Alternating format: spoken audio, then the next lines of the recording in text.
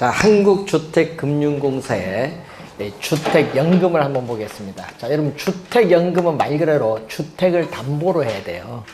자, 주택 소유자가 소유하고 있는 주택을 담보로 합니다. 그래서 누구? 한국주택금융공사의 보증을 받아야 돼요. 보증을 받아서 금융기관으로부터 매월 일정한 금액을 연금의 형식으로 대출을 받는 제도를 뭐라고 하죠? 주택연금이라고 해. 자, 주택연금의 개념도 많이 나오는데, 그럼 거기 보았더니 주택연금의 중요한 특징이 나오죠. 우선 가장 중요한 게 뭐냐 하면요, 우리는 담보 대상이 되는 주택에 평생 동안 여러분은 연금 가입하더라도 평생 동안 거주할 수 있어. 좋죠. 그리고 평생 동안 매월 일정한 금액을 연금으로 지급받을 수 있어. 평생 거주, 평생보다 지급이 나오는 거예요. 좋은 제도죠. 근데 또 중요한 건요, 여러분 연금 중에 여러분 국민연금은 국가가 보증하고 있습니까? 국민연금 뉴스 많이 나오잖아요. 국민연금 뭐 국가 보증한 게 아니에요. 연금 그래서 뭐 개혁 막 나오고 하는데, 국민연금은 뭐 지나면 고갈되면은 이제 어떻게 하느냐 뭐 얘기 많이 하는데, 주택연금은 고민할 필요가 없어. 왜? 국가가 보증합니다. 예? 중요한 건 주택연금은 국가가 공적으로 보증하기 때문에 연금 지급이 중단될 위험이 없다. 자, 이거만 해도 얼마나 좋아요. 자, 그리고 또 세제상 혜택이 있어요. 자, 주택 가격 5억 원까지는 재산세가 25% 감면돼. 그럼 예를 들어서 7억이다 주택 가격, 그럼 5억 원까지만 25% 감면. 넘어가는 거는 세금 내면 되는 거고.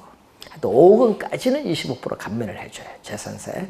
자, 그리고 또 중요한 게 뭐냐면 이자, 대출 받으니까 이자 비용 200만 원까지는 세액상 뭐가 돼요? 공제가 돼. 세제 혜택이 있어요. 자, 그리고 또 주의해야 할 것은 합리적인 상속이 가능하다. 자, 예를 들어서 주택 처분 금액, 여러분 주택 처분 금액이 7억인데 주택연금 지급 총액이 5억이었다. 그러면 얼마가 더 많아요? 주택 처분 가격이 2억이 더 많죠? 남는 부분, 그 남는 부분 2억은 누구에게? 누구에게? 상속인에게 지급을 하면 돼요. 그런데 만약에 주택연금 지급 총액은 5억인데 주택 처분한 가격이 4억이에요. 1억 부족하네요. 1억 부족한 부분에 대해서는 상속인에게 청구할 수 없다. 별도로 청구 안 돼요. 국가가 보증했기 때문에 국가보다. 부족분은 국가보다. 자, 좋잖아요. 네. 자, 그래서 이 연금이 이런 면에서 상당히 좋습니다. 연금 보시면은. 자, 그러면은 여러분이 거기에 여러분이 353페이지 보시면은 주택연금 가입 조건을 보면요, 가입 가능 연령이 나오는데, 자, 또는은 뭐죠? 둘 중에 하나죠. 주택 소유자 또는 배우자가 어떻게 돼? 만 60세 이상인데, 요것을요 지금 뭘로 바뀌려고 하고 있어요? 지금 정부가 55세로 지금 바꾸려고 하고 있어요. 지금 정부가 좀 낮춰준다. 예? 자, 그리고 거기 확정 기간 방식은 주택 소유자 또는 배우자가 만 60세 이상인 자 중 연소자가 만 55세에서 몇 세? 74세. 여러분 55세는요 확정 기간이 30년이고요. 74세는 확정 기간 10년. 연금은 84세 기준으로 만들었거든요. 84세 기준으로 만들었기 때문에. 확정 기간은 뭐죠? 고객이 선택한 일정 기간인데, 우리나라는 몇 개? 10년, 15년, 20년, 25년, 30년 5개가 있습니다. 확정 기간. 자, 그리고 거기 우대 방식 보세요. 우대 방식은 주택 소유자 또는 배우자가 우대 방식은 몇 년? 만 65세 이상으로서 기초연금 수급자를 대상으로 합니다. 이건 만 65세 이상입니다. 주의해야 됩니다. 주택 보유수 봅니다. 부부 기준이죠. 부부 기준 9억 원 이하의 주택 소유자를 대상으로 하는데, 자, 9억 원 초과하는 이 주택자는 3년 이내에 1주택을 팔면은 가입이 가능하고, 또 다주택자, 여러 주택 가진 다주택자라도 이 보유주택 합산가격이 얼마? 9억 원 이하면 연금 가입이 가능합니다. 자, 우대 방식인 경우는 얼마? 1억 5천만 원 미만 주택만 가입이 가능하고요. 자, 대상 주택을 보면은 시가인데, 여러분 시가인데 요거 또 바뀌려고 하고 있죠. 뭘로 바뀌려고 하고 있어요? 지금 공시가격으로. 시가를 공시가격으로 바꾸려고 하고 있어요. 그러니까 시가 얼마? 9억 원 이하의 주택법상 주택인 단독주택, 다세대주택, 연립주택 아파트, 주상복합 아파트 포함하죠. 자, 그리고 또 뭐가 되어 있어요? 거기 보시면은 확정기간 방식은 노인복지주택을 뭐한다? 제외합니다.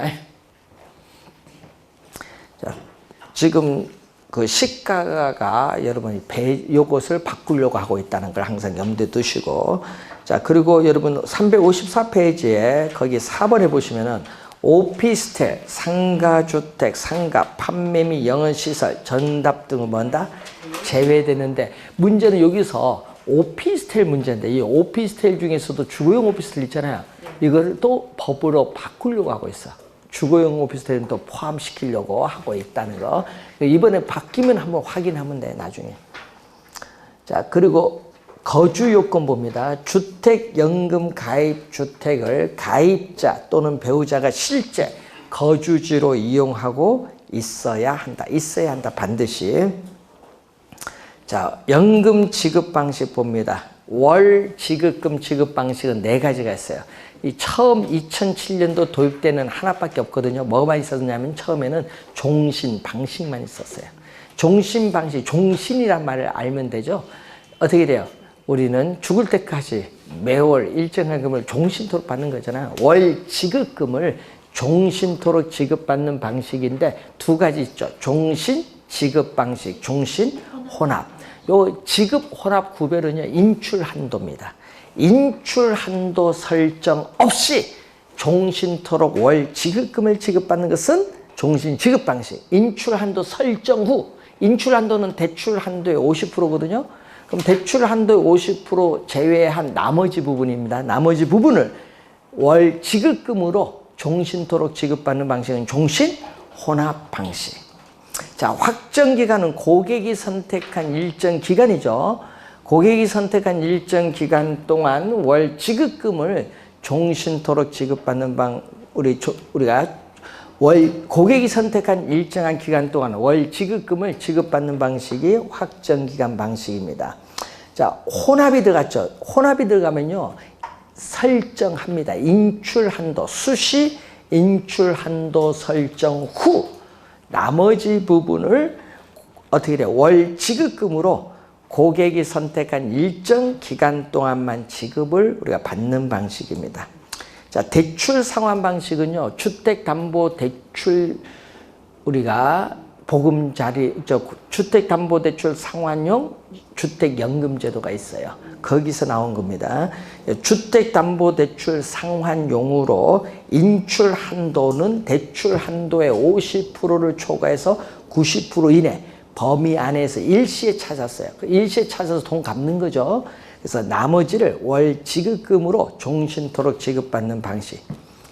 자, 그리고 우대 방식은 주택 소유자 또는 배우자가 기초연금 수급자이고 부부 기준 1억 5천만 원 미만 1주택 보유 시에 종신 방식보다 월 지급금을 최대 몇 프로 우대해준다? 13% 우대를 해서 지급받는 방식인데, 우대 지급과 우대 혼합인데 이것도 인출한도 설정 없으면 우대 지급, 우대 혼합은 인출한도 설정 후인데 대출한도의 몇 프로? 45%가 되죠. 4가지가 있습니다. 자, 여러분 종신 방식, 확정기간 방식, 대출 상환 방식, 그리고 우대 방식 4가지 연금 지급 방식이 있습니다. 자, 여러분 357페이지에 보증기한은 종신. 그러니까 주택 소유자와 배우자 뭐까지? 사망시까지. 종신이야. 자, 이용 도중, 주택연금 이용 도중에 이혼을 한 경우에는 이혼한 배우자는 주택연금을 받을 수 없고, 또 이용 도중에 재혼을 한 경우 재혼한 배우자는 주택연금을 받을 수 없다. 여러분, 종신이라는 게 상당히 중요한데 평생 동안 받잖아요. 자, 여러분이 여기 초기에 도입됐을 때, 2007년도 도입됐을 때 영등포에 모 아파트를 가져주신 어르신이 하나 있어요. 그 어르신이 어떻게 돼요? 자식분들한테 용돈을 받아서 쓰는데 계속 눈치를 보고 뭐 하니까 이제 연금 도입되니까 이걸 가서 물었는 거야. 이제 물었더니, 아, 좋습니다. 이걸 하면은요, 자식 눈치 안 봐도 됩니다. 자녀의 동의를 요하지 않거든요. 예? 그래서 신청을 딱 했더니, 그때 당시 한 8억 2천만 원 아파트입니다. 9억 원 이하는 게 되죠? 8억 2천만 원인데, 신청을 했더니 매월 받는 금액, 그때 당시에 약 370만 원 받았습니다. 그때 당시, 그때 이자도 낮았고, 370만 원인데, 이게 언제까지? 평생 동안. 본인이 돌아가시면은 어떻게 돼요? 배우자가 또 370만 원 계속 받아. 똑같은 금액. 금액이 주는 게 아니야. 똑같이 받아. 얼마나 좋아요. 그러니까 돌아가시면은 알아서 해야지, 뭐, 자식들이. 남으면 상속인에게 가는 거고, 부족하면 뭐? 예? 국가가 부담하는 거니까. 상당히 좋은 제도죠. 근데 지금은 그 정도 안 나와요. 금리가 약간 더 높았어요. 초기보다 좀 높아서 요즘은 그 정도 금액은 안 나오는데, 그래서 요거는 나이가 좀 들수록 84세 기준 하니까 우리 55세 이제 바뀌면 55세, 지금 60세인데 60세 신청하는 것보다는 한 75세쯤 신청하는 게 좀 좋겠죠. 100세 시대니까 신청을 하든지, 아니면 나는 일찍 받겠다 하면은 뭐 60세 신청을 하든지. 근데 문제는 주택 소유자가 만 60세예요. 배우자가 50세 신청 가능해요. 그렇잖아요. 50년 동안 둘 중에 하여튼 100세 누가 산다 하면 50년 동안 받는 거예요. 이게 가장 좋습니다. 국민연금은 돌아가시면 그래도 주는 게 아니죠. 예? 금액이 바뀌죠. 그러니까 이게 상당히 우리나라에서 가장 좋은 연금입니다. 그래서 요즘 그 얘기를 많이 하는데, 그래서 주택연금이 최근에 가입 속도가 많이 증가했어요. 언제 증가하느냐? 예? 구정 지나서 많이 증가합니다. 왜 증가인지 모르지만 하여튼 구정 지나서 신청이 많답니다. 그래서 지금 약 3만 7천 명 정도 가입을 했다는 것 같더라고요. 많이 증가했죠? 자, 그래서 요즘에 하는 말이 그런 얘기가 나와요. 이제 지금 9억 원 이하죠? 9억 원 초, 거의 대부분 이제 9억 원 초과하는 주택이 많다 보니까 9억 원 초과하더라도 얼마까지? 15억 주택이다. 그것도 가입이 가능해. 계산은 얼마 기준? 9억 기준 계산해. 그것도 이제 법이 바뀔 거예요. 좀 있으면. 하도 주택가격이 많이 올라서들. 그래서. 근데 그 좋은 게, 그러면은요, 9억을 딱 한번 때려보면요, 야, 그 매월 일정 금액 받는데 이거 괜찮을 거예요. 예. 근데 거기다가 또 뭐가 있어요, 여러분이? 뭐, 공무원 연금 받는 분도 있으면은, 교육, 또 사학연금 받는 분이 있으면은, 연간 어떻게 돼요? 받는 돈이 어떻게 돼요? 부부가 교장 선생님 퇴직을 했다. 부부가. 그리고 본인 주택연금 가입을 했다. 그러면 한 달에 받는 돈이요, 한 800만 원 돼요. 전 세계 다 돌아다닙니다. 돈 써야지 뭐. 그러니까 얼마나 좋아요. 그러니까 이 주택연금은 그래서 상당히 요즘 뉴스 얘기 나오니까 그 뭐죠? 똘똘한 주택 하나 가지고 있으면 연금 신청하면 되는 거예요. 응? 다주택자는 합산가액이 9억 원 이하가니까 안 되잖아요. 그러니까 이제 그래서 얘기하는 게 똘똘한 주택 한 채만 있으면은 연금 가입이 가능하다. 자, 그런데 여러분 이런 얘기 있죠. 그래서 여러분 주택담보대출인데, 여러분 주택이 가격이 10억이에요. 10억인데 공시 가격이 예를 들어서 10억이다. 그럼 시가는 한 3, 4억 되겠는데 하여튼 10억이 나왔다. 그런데 문제는 대출은 7억 받았다. 그러면 나 원리금 갚기가 진짜 힘들다. 그러면 요거 뭐 해야 돼? 연금 가입하면 돼. 주택담보대출 상환용 주택연금이 있어요. 가입을 하면은 요 10억 해서 이제 매월 받는 금액이잖아. 아까 50% 이상, 90% 이내잖아요. 그걸 일시에 받아서 돈 갚아버리면 돼. 그러면 다 갚지 못해도 약간 남아도 관계없죠. 그럼 이자가 더 싸게 맥히니까. 그리고 나머지 부분에 대해서는 뭐다? 매월 또 일정한 금을 연금 받으면 돼. 이렇게 해도 돼요. 원리금 갚는데 부담이 있으면. 그래서 상당히 우리가 좋은 제도가 됩니다. 연금이 그래서 요즘 우리가 다른 연금에 비해서 가장 유리하다 이렇게 보시면 되겠습니다. 주택연금. 시험에 많이 내죠. 그래서 거기 금리 보세요. 적용금리 봤더니 금리는 뭐다? 기준금리에 가상금리를 대준 요걸 무슨 금리? 변동금리 대출에. 이때 기준금리는 두 가지 있죠. 양도성 예금증서 금리 3개월 이자율 조정주의고 또 하나 있어요. 신규 취급의 기준 코픽스 에서 두 가지 중에 선택을 하면 됩니다.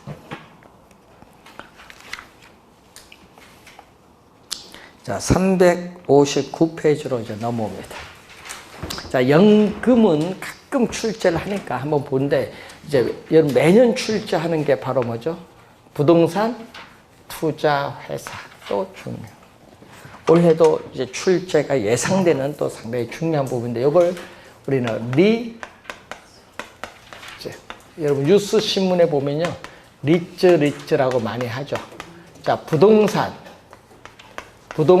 투자 회사에 관한 법률에 의해서는 이걸 뭐라고 한다? 부동산 투자 회사.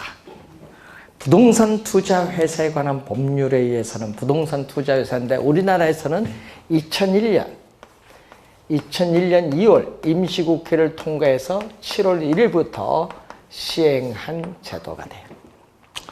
자, 부동산 투자 회사는 무슨 회사냐면은 우선 주식 회사라는 걸 항상 염두에 두셔야 됩니다. 자, 소액 자금을 가진 투자자들의 자금을 모아서 대규모 자금을 만들어. 그래서 자산 운용 전문 인력이 부동산 개발 사업이라든지 또는 업무용 부동산이라든지 또는 임대주택 사업이라든지 아니면 부동산 관련 증권 등에 투자를 하는 거예요. 아까 MBS 같은 건 이 증권 등에 투자함으로써 발생한 수익을 투자자들에게 투자한 지분에 해당하는 만큼 뭐를 배당의 형식으로 되돌려주는 제도를 뭐라고 한다? 리츠라고 해. 그러니까 본인이 직접 투자하는 게 아니죠. 자, 여러분 본인이 직접 투자해서 수익을 발생시키는 제도가 아니에요. 직접 투자가 아니라 자산 운용 전문 인력이 투자이기 때문에 뭐다? 간접이야. 간접이면서 우리는 뭐 한다? 리츠 자체가 하나의 상품이에요.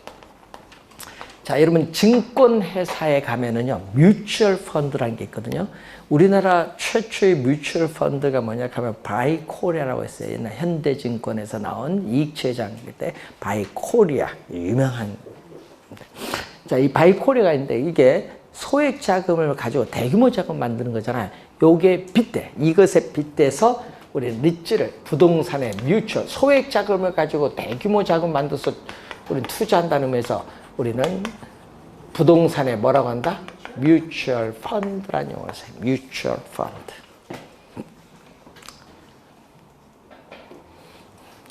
자, 부동산 시장에서 부동산은 자, 여러분 여의도 가시면 3천억짜리 금융회사 건물이 있다. 근데 너무 가격이 비싸고 부동산은 움직일 수도 없잖아요. 쪼개서 팔 수도 없어. 그래서 부동산을 뭘로? 담보로 뭐를 한 주당 5천억 소액화, 표준화된 뭐를 발행한다? 주식을 발행합니다. 그럼 주식은 뭐가 돼? 금융자산이야. 금융자산을 주로 어디서? 우리는 자본시장에서 거래가 이루어져요. 예? 그래서 이 부동산 시장과 자본시장을 연계한 대표적인 상품이 바로 리츠죠. 자, 주식을 발행을 하죠. 부동산을 담보로 주식이라는 뭘? 증권을 발행했어요. 그렇기 때문에 부동산에 증권하라고 해. 이 리츠를 부동산 증권화의 한 형태가 된다. 부동산을 담보로 주식이라는 증권을 발행해서 자본시장에서 금융자산의 형태로 거래가 이루어지는 부동산 증권의 한 형태다. 자, 그리고 여러분이 이 주식을 발행하는데 이 부동산에 대한 주식 20% 있다. 그럼 20% 지분이 있는 거야. 그러니까 부동산을 뭐 했다? 부동산을 지분화한 대표적인 상품. 자, 부동산을 지분화한 대표적인 상품이 바로 뭐가 된다? 리츠. 부동산을 지분화한 대표적인 상품을 리츠라고 한다.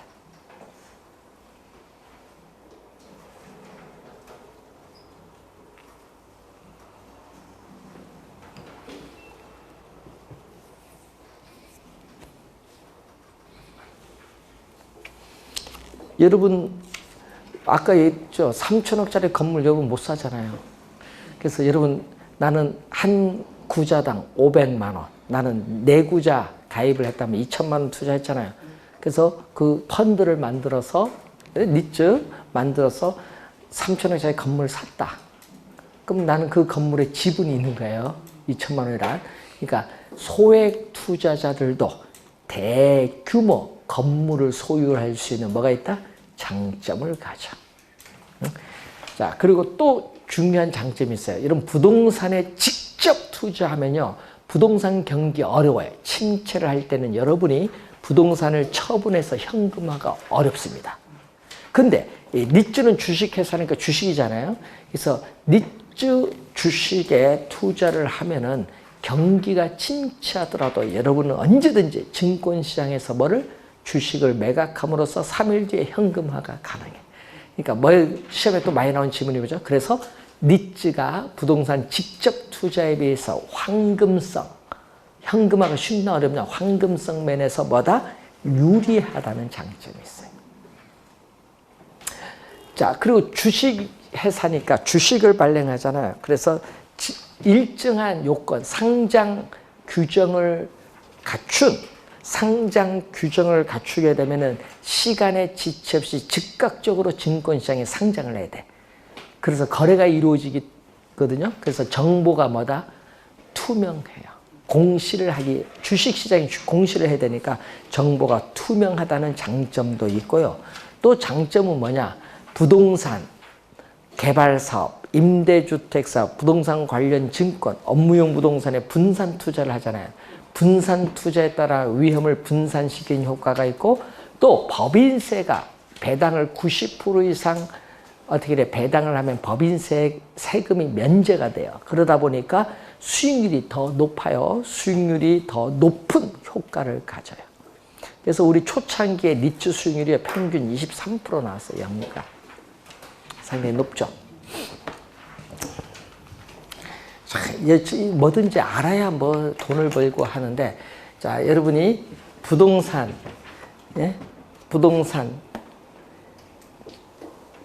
지금으로부터 20년 전에 부동산이 1,200억이에요. 1,200억. 대형 건물, 여의도에 있는 대형 건물이 1,200억이에요. 이걸 담보로 주식을 발행해서 어떻게 돼요? 금융자산을 매각을 한 거예요. 그러니까 리츠죠. 그러니까 그때 당시 코크랩이라고 하거든요. 그때 당시 코크랩. 리츠 명칭이 코크랩 1, 2, 3인데 이제 번호가 붙어 있어요. 그래서 코크랩 증권시장에 상장되잖아요. 요건 갖추면 그 코크랩 리츠에서 뭐를 샀느냐? 요 부동산을 샀어. 1,200억짜리 사서 조건이 붙은 거예요. 이 부동산을 매각한 회사가 예? 나중에 니츠는 요거 기업 구조조정을 목적으로 만든 거니까 그 니츠가 어떻게 돼요? 처분을 해야 되니까 부동산을 처분할 때는 그 조건 중에 원래의 회사와 협상을 하도록 딱 한 거야. 그래서 돈이 없잖아요. 그래서 그 회사는 돈이 없다 보니까 이 부동산을 니츠 회사에 매각해서 현금 조달했어. 그 조달한 자금을 있죠? 가지고 뭐를 샀냐? 예? 가지고 63빌 대한생명을 샀어요. 대한생명 인수를 했어요. 대한생명을 인수했는데 인수하면 거기 또 보험료 여러분 낸 게 있죠. 그 막대한 자산 있잖아요. 대한생명 그 자산을 가지고 이 부동산을 다시 샀어. 이 회사는. 그래서 대한생명 공짜로 가져갔어요. 어린지 알죠? 대한생명 공짜로 가져갔어요. 그래서 뭐 남이돈 가지고 이게 니츠예요. 어디 하나 빌딩 매각한 거 아니에요. 이게 코크랩 7 엄청난 수익도 많이 얻었지. 이게 1200에 어떻게 돼요? 매각을 하나 했는데 날 살 때는 3000원에 샀으니까. 그러니까 이게 뭐냐면 수익률이 높은데 하여튼 그렇게 해서 대한생명이 하나에 넘어갔는데 그래서 그게 특혜 야 아니냐 막 나중에 말이 많았는데 특혜가 아니라 니츠를 잘 이용한 거지. 이용 못한 사람이 바보지. 이게 니츠예요. 대단한 거죠. 니츠를 제일 잘 이용한 것 같아요. 그때 당시. 자, 대한생명 인수 역사를 한번 얘기했습니다. 니츠 갖고 한 겁니다. 대단한 거예요. 그래서 니츠는 그래서 이게 대규모 자금 조달해서 딱 투자할 수 있는 거예요. 자, 그런데 시험 문제는요. 여기서 내면 좋은데 여기서 내는 것이 아니라 요즘 출제는 법조문에서 내요. 법조문. 그래서 여러분 교재에 법조문이 나오거든요. 361페이지 보시면은 자, 부동산 투자 회사에 관한 법률에 의해서 우리는 부동산 투자 회사의 개념이 나오죠. 우리가 거기 부동산 투자 회사의 개념 360페이지 맨 밑에 보면 나오죠. 자산을 부동산에 투자하여 운용하는 것을 주된 목적으로 부동산 투자 회사에 관한 법률에 따라 설립된 회사를 뭐라고 한다? 부동산 투자 회사인데 세 가지가 나오네요. 자기관리 부동산 투자 회사, 자기관리 부동산 투자 회사, 위탁 관리 부동산 투자 회사, 그리고 기업 구조조정. 아까 하나빌딩 얘기한 게 요거죠. 기업 구조조정을 목적으로 설립된 부동산 투자 회사. 우리 그때 IF 이후에는 다 거의 대부분 우리 요거죠. 기업 구조조정 니츠가 거의 대부분이었어요. 그때 당시. 자, 그러면은 개념이 나오거든요. 개념. 자, 여러분 교재에 그 개념을 한번 보면 361페이지 중간에 개념 보는데 요 개념이 한 4번 나오고 한 3번은 정답 물은 것 같아. 자, 자산 운용 전문 인력을 포함한 임직원을 상근으로 두고 자산의 투자 운영을 직접 수행을 하는 회사를 뭐라고 한다? 자기관리 부동산 투자회사. 요 개념 상당히 중요하고요. 그리고 또 시험에 많이 나올 때 주의하는 것은 본점도 있고 지점이 있거든요. 본점 외에 지점을 설치할 수 있고 그리고 직원을 고용하거나 상근 임원을 둘 수 있는 것을 우리는 전문용어로 뭐다? 실체회사라고. 회사 형태를 보면은. 자, 그런데 요 두 가지는 뭐냐? 요 두 가지는 자산의 투자 운영. 자산의 투자 운영을 본인이 직접 수행하는 게 아니죠. 요거는 뭐다? 자산관리 회사에 뭐 한다? 위탁을 한다. 자산 관리 회사에 위탁을 한다. 그래서 요 두 가지는 위탁을 하는데 요거는 본점 외에 지점을 설치할 수 없고 직원을 고용하거나 상근 임원을 둘 수 없는 요걸 뭐라고 하냐 하면은 명목회사, 페이퍼 컴퍼니. 여러분 명목보다 요거 말을 많이 들었겠죠. 서류상으로만 존재하는 회사. paper company, 서류상으로만 존재하는 회사.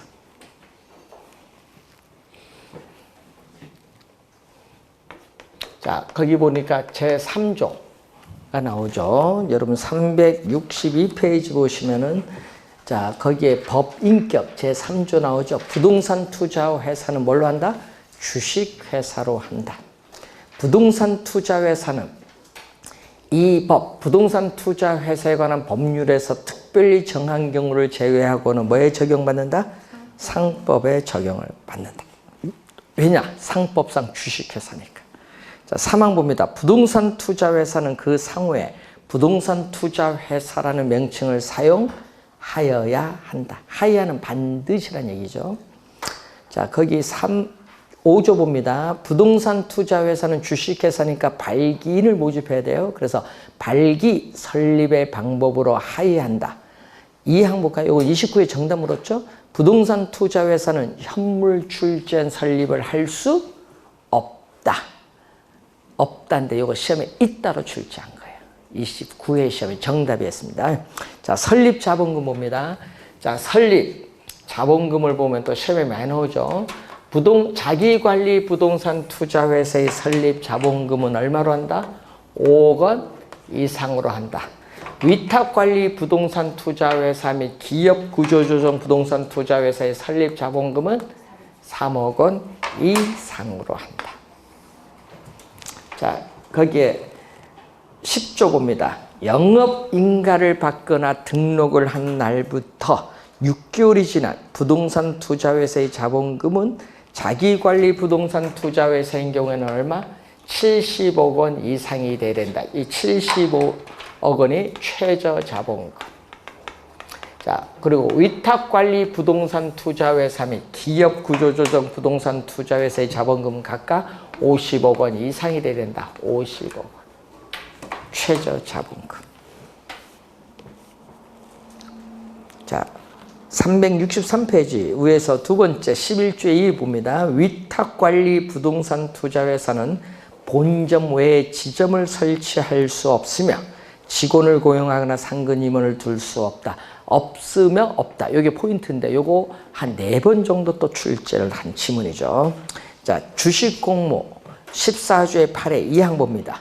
부동산 투자회사는 영업인가를 받거나 등록을 한 날부터 2년 이내에 발행하는 주식 총수의 30%, 100분의 30, 30% 이상을 일반에 청약에 제공하여야 한다. 일반에 청약에 제공하여야 한다.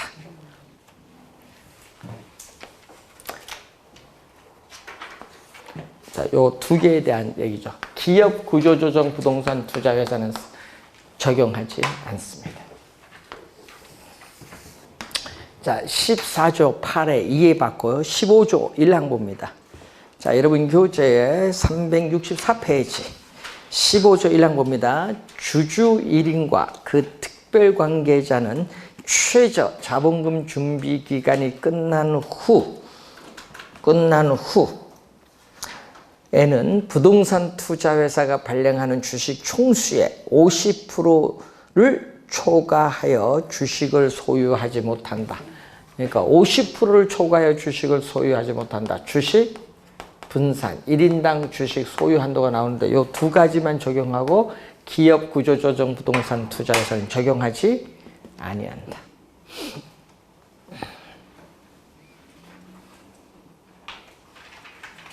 자, 19조 현물 출자로 갑니다.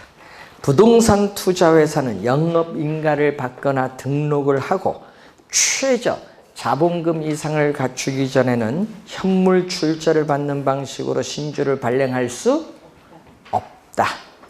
자, 이 항 볼까요? 부동산 투자회사의 영업인가 또는 등록 후에 부동산 투자회사의 현물 출자를 하는 재산은 다음에 어느 하나에 해당하여야 하는데 5가지가 나와요. 여기 어느 하나에 해당하면 돼요. 우선 부동산, 지상권, 임차권 등 부동산 사용에 관한 권리, 신탁이 종료된 때에 신탁재산 전부가 수익자에게 귀속하는 부동산 신탁의 수익권, 부동산 소유권의 이전 등기 청구권, 공익사업을 위한 토지 등의 취득 및 보상에 관한 법률에 따라 공익사업의 시행으로 조성한 토지로 보상을 받기로 결정된 권리, 이거 대토보상권 5가지를 말합니다.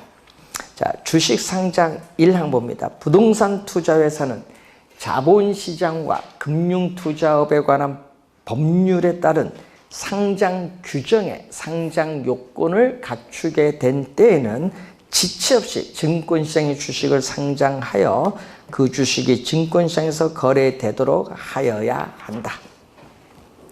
자, 366페이지 보시면은 자산관리회사 인가가 나오는데, 자, 자산관리회사를 설립하려는 자는 다음의 요건을 갖추어 국토교통부 장관의 인가를 받는다. 자산관리회사는 인가입니다. 자본금이 얼마죠? 70억 원 이상. 자산운영 전문 인력을 대통령령으로 정하는 수이상 상근오는데 대통령령에는 몇 명? 5명에 나와 있죠. 자, 부동산 투자회사의 위탁으로 그 자산의 투자 운용에 관한 자문 및 평가 등의 업무를 하려는 자는 국토교통부 장관에게 뭐를 한다? 등록해야 된다. 그럼 부동산 투자 자문회사는 뭐를 해야 돼? 등록을 해야 된다. 자, 요건 있죠. 자본금이 5억 원 이상으로서 대통령령으로 정하는 금액 이상이니까 대통령령에는 얼마? 10억 원이 나와 있고, 자산운용 전문 인력을 대통령령으로 정하는 수 이상 상근오인데 대통령령에는 3명 이상으로 나와 있습니다. 부동산 투자회사는 부동산을 취득한 후 몇 년? 5년. 5년의 범위에서 대통령령으로 정하는 기간 이내에는 부동산을 처분하여서는 안 된다. 5년입니다.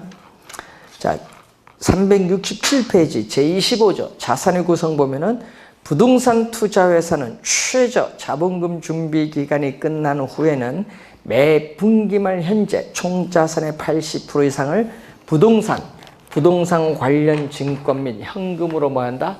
구성하여야 한다. 이 경우 총 자산의 몇 프로? 70% 이상은 부동산이어야 하는데, 문제는 이 기업 구조조정을 목적으로 하는 이것은 기업 구조조정 부동산이 몇 프로 이상?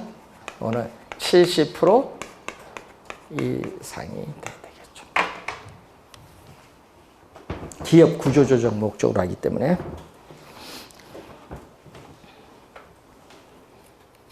자, 배당으로 한번 갑니다. 28조 368페이지 맨 밑에 부동산 투자회사는 해당 연도 이익 배당 한도의 90% 이상을 주주에게 배당하여야 한다. 90% 이상. 이 경우 이익 준비금은 적립하지 아니한다. 자, 위 1항에도 불구하고 자기관리 부동산 투자회사인 경우는 2021년 12월 31일까지 해당 연도 이익 배당 한도의 50% 이상을 주주에게 배당하여야 하며 이익 준비금을 적립할 수 있는데, 자, 해당 연도 이익 배당 한도의 50% 이상 90% 미만으로 이익 배당을 정하는 경우에는 주주총회 특별 결의에 의하고, 또 해당 연도 이익 배당 한도의 90% 이상으로 이익 배당을 정하는 경우는 주주총회, 요건 결의. 하나는 특별 결의고 하나는 결의. 50% 이상을 둘로 나눴어요. 자, 3항 볼까요? 위탁관리 부동산 투자회사가 이익을 배당할 때는 이익을 초과하여 배당할 수 있다. 이 경우 초과 배당금 기준은 해당 연도 감가상각비 범위에서 대통령령으로 정한다. 감가상각비 범위에서. 자, 29조 2항 봅니다. 자금 차입 및 사채 발행은 자기 자본의 2배를 초과할 수 없다. 즉 자기 자본의 2배 이내를 원칙으로 하는데 예외가 있죠. 다만 우리 주주총회 특별 결의를 한 경우에는 그 합계가 자기 자본의 10배를 넘지 아니하는 범위에서 자금 차입 및 사채 발행을 할 수 있다.